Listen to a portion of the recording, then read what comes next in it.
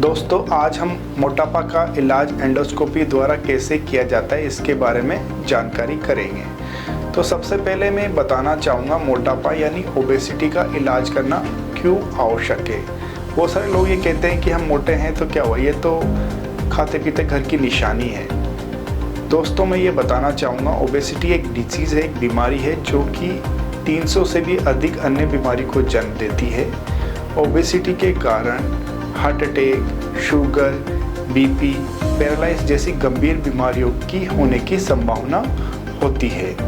मोटे लोग पतले लोगों के कंपैरिजन में अधिक समय तक जीवित नहीं रह पाते बिकॉज उनको दूसरी एसोसिएट बीमारियां हो जाती हैं। ये भी देखा गया है मोटापा से होने वाले कैंसर की संख्या अल्कोहल से होने वाले कैंसर की संख्या से भी ज़्यादा है। तो दोस्तों, अब ये समझ सकते हैं इन आंकड़ों के आधार पर कि ओबेसिटी एक गंभीर समस्या है और ये एक बीमारी है। तो दोस्तों, अब हम बात करते हैं कि ओबेसिटी के इलाज के बारे में। ओबेसिटी के इलाज के लिए सबसे पहले हम डाइट एंड एक्सरसाइज के लिए बोलते हैं, लेकिन डाइट और एक्सरसाइज से होने वाला वेट लॉस 3 से 5% तक होता है। वो ओबेसिटी के द्वारा होने वाली कॉम्प्लिकेशन को कम करने में सक्षम नहीं होता। इसलिए हमें कुछ ऐसे मेथड चाहिए होते हैं जिनसे कि एटलीस्ट 10% वेट लॉस अचीव किया जाए। तो सबसे पहले हम बात करते हैं कि एंडोस्कोपी मेथड, जिसे कि हम बलून इम्प्लांटेशन बोलते हैं। हिंदी में इसको बोलते हैं पेट में गुब्बारे को डाल देना या पेट में बलून को इम्प्लांट कर देना। तो ये जो बलून होता है अधिकतर वाटर फील्ड बलून होते हैं, जिन्हें कि 350 से 400 ml वाटर के साथ में इन्फ्लेट किया जाता है और स्टोमक में प्लेस कर दिया जाता है। इनको प्लेस करने के लिए एंडोस्कोप की आवश्यकता होती है। दूसरे जो बलून होते हैं जो एयर स्वेलो होते हैं, आजकल नए आए हैं, उनके लिए एंडोस्कोपी की आवश्यकता नहीं होती। पेशेंट को ये कैप्सूल फॉर्म में होते हैं, पेशेंट को कैप्सूल को इंजेस्ट करना होता है और आगे इनके कैथेटर लगा होता है जिससे कि गैस फिल कर दी जाती है और बाद में इस कैथेटर को रिमूव कर दिया जाता है। तो ये सवाल आता है कि बलून से हमें क्या फ़ायदा होता है और बलून कैसे वेट कम करता है। तो बलून स्टोमक में जाने के बाद में स्टोमक के वॉल्यूम को कम करता है और पेशेंट को जो लगने वाली भूख है उसको कम करता है और जो पेशेंट जो खाना लिया है वो अधिक समय तक स्टोमक में रहता है, जिससे भूख कम लगती है और धीरे धीरे वेट लॉस अचीव होता है। फ़ायदा ये होता है कि ये फुल्ली रिवर्सिबल मेथड है और बलून को 6 से 12 महीने में निकालना पड़ता है और इसके अंदर कोई सर्जरी नहीं होती, बॉडी के ऊपर कोई चीरा नहीं लगता।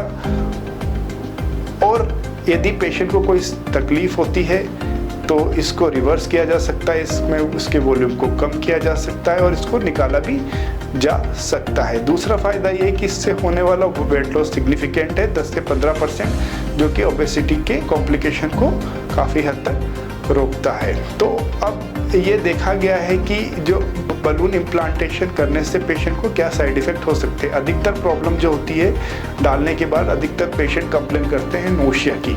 तो उसके लिए हम पेशेंट को प्री मेडिकेट करते हैं और कुछ दिन तक उनको NPO करते हैं और इनिशियली स्टार्ट करते हैं 2 से 3 तक क्लियर लिक्विड डाइट में, बाद में उनको फैट फ्री सॉफ्ट डाइट देते हैं। यदि डाइट मैनेजमेंट के साथ में, डाइट प्लानिंग के साथ में, काउंसलिंग के साथ में बलून इम्प्लांटेशन किया जाए तो पेशेंट को नोशिया वोमिटिंग कम होता है और बलून रिमूवल के चांसेस कम होते हैं। तो अब बात करते हैं हम एंडोस्कोपी से किए जाने वाले दूसरे मेथड जो कि लेटेस्ट और इनोवेटिव है, जिसे हम एंडोस्कोपिक स्लीव गैस्ट्रोप्लास्टी बोलते हैं। एंडोस्कोपिक स्लीव गैस्ट्रोप्लास्टी के अंदर हम पेट की अंदर की परत के अंदर टाँके लगा देते हैं और ये टाँके स्टोमक के एंटीरियर पोस्टीरियर साइड में लगा दिए जाते हैं। स्टोमक की साइज को 2/3 से कम कर दिया जाता है और स्टोमक जो कि एक बैग होता है उसे ट्यूब में कन्वर्ट कर दिया जाता है, जिससे कि स्टोमक का वॉल्यूम काफ़ी कम होता है और पेशेंट की एपेटाइट भी कम हो जाती है और फूड जो स्टे करता है स्टोमक में लंबे देर तक करता है और उसकी वजह से धीरे धीरे वेट लॉस होने लगता है। इससे होने वाला वेट लॉस 20% से भी अधिक होता है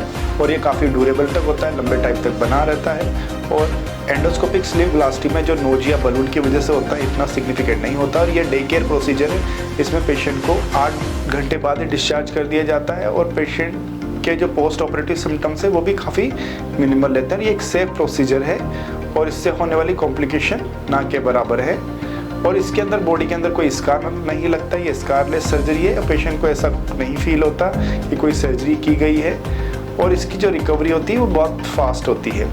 तो अब दोस्तों लोग ये समझते हैं कि आप स्टोमक में अंदर की तरह से टाँके कैसे लगा सकते हैं। दोस्तों इसमें जो हम एंडोस्कोप चूज़ करते हैं वो डिफरेंट तरह का एंडोस्कोप होता है, वो डबल चैनल एंडोस्कोप होता है। इसके लिए डिफरेंट तरह के सूचर आते हैं, कुछ सूचर ऐसे आते हैं उसके आगे निडल लगी होती है, और इसके अंदर एक्सचेंज कैथेटर होता है जो कि निडल को जो स्टोमक की जो अंदर की परत की एक परत से दूसरी परत की तरफ मूव कराता है, और ये स्टोमक पे धीरे धीरे टाँके लिए जाते हैं। टाँके को हम पहले डिसाइड करते हैं कि जो उसकी स्टोमक की आगे की परत है और पीछे की परत की रेखा खींचते हैं, और उस रेखा पे हम टाँके लिए जाते हैं। तो टाँके से जो स्टोमक का अगला हिस्सा पिछले हिस्से के पास आ जाता है और स्टोमक की साइज कम हो जाती है। इस तरह के हम 4 से 6 टाँके लिए जाते हैं, और स्टोमक के जो साइज है उसको 1/3 2/3 से भी कम कर देते हैं, और जिससे कि रिजल्ट हमें काफ़ी लंबे टाइम तक मिलते हैं, ड्यूरेबल रिजल्ट मिलते हैं, और वेट लॉस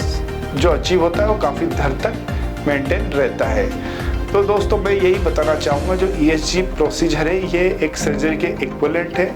जबकि सर्जरी में जैसे हम स्लीप गैस्ट्रोप्लास्टी में जो स्टोमक का एक हिस्सा निकाल देते हैं, तो उसी तरह से हम इसमें भी स्टोमक के एक हिस्से को सेपरेट कर देते हैं, और इसके अंदर हम स्टोमक की साइज को जो सर्जरी द्वारा होने वाली साइज है उसके इक्विवेलेंट क्रिएट करते हैं, और इसके जो रिजल्ट हैं सर्जरी के इक्विवेलेंट हैं। ज़्यादा है आप अपना BMI चेक कीजिए, कंफर्म है तो आप उसको इलाज कीजिए। पहले डाइट पे फोकस कीजिए, एक्सरसाइज कीजिए, नहीं होता तो एंडोस्कोपी मेथड आप चूज कर सकते हैं, और उससे आपके जो वेट लॉस है वो अचीव हो सकता है, उसके रिजल्ट बेहतर मिल सकते हैं। ओबेसिटी एंड ओबेसिटी के ट्रीटमेंट के लिए और जानकारी लेने के लिए आप हमें हमारे YouTube चैनल, Facebook, इंस्टा पे हमें फॉलो कर सकते हैं, और हमें कांटेक्ट भी कर सकते हैं नीचे दिए नंबर को पे कॉल करके।